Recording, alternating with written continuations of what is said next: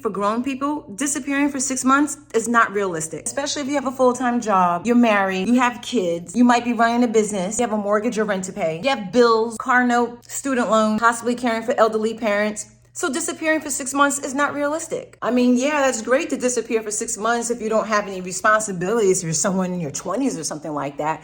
But if you do have responsibilities, disappearing for 6 months is just not gonna work. I mean, take me, for example. I drive for Uber Eats, and before I had the whole issues with trying to get the smog check for my car, making all these repairs and moving and everything like that, I was working between 50 to 60 hours per week. So I'm not trying to drive for Uber Eats forever, right? So I have been working on something to switch over and to start working for myself with my own business. Since I was working so much driving for Uber Eats, I only had maybe at best 15 minutes to 30 minutes a day to work on this business. That's not really a lot of time. And some days I was so exhausted, I didn't work on my business at all. Either which way, the concept of disappearing for 6 months is just not gonna work. So here's what I'm gonna do instead. As I mentioned in another video, have a reason for why you want to change your life in 6 months. From there, you can make a plan. And with that plan, you come up with a strategy to help execute that plan. You ready to go to the park, Cece?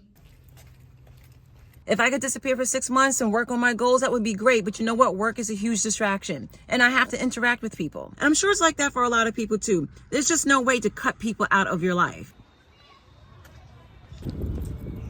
So what I've done is that I have made weekly goals and then I make daily goals. But I just watched a video on YouTube that said you should also make quarterly goals. So I'm gonna start doing that. Since I'm making quarterly goals, that I also should make monthly goals. I'll play around with that and see how that works for me. Because let's be honest, trying to change your life in 6 months is a huge undertaking. And don't beat yourself up if your strategy is not exact the way you want it. Once you have your goals, then you come up with your plan and then you come up with a strategy. And don't be afraid to make adjustments to your strategy along the way. And it's something that people don't do every day. So it's going to require a lot of trial and error. So you're going to have to embrace some mistakes and you're going to have to play around to see what works for you to help you achieve your goal of changing your life in 6 months. But the main thing you should do out of all this is to make sure to track your progress and do something a little bit each day. No matter how big or small it is, just do something.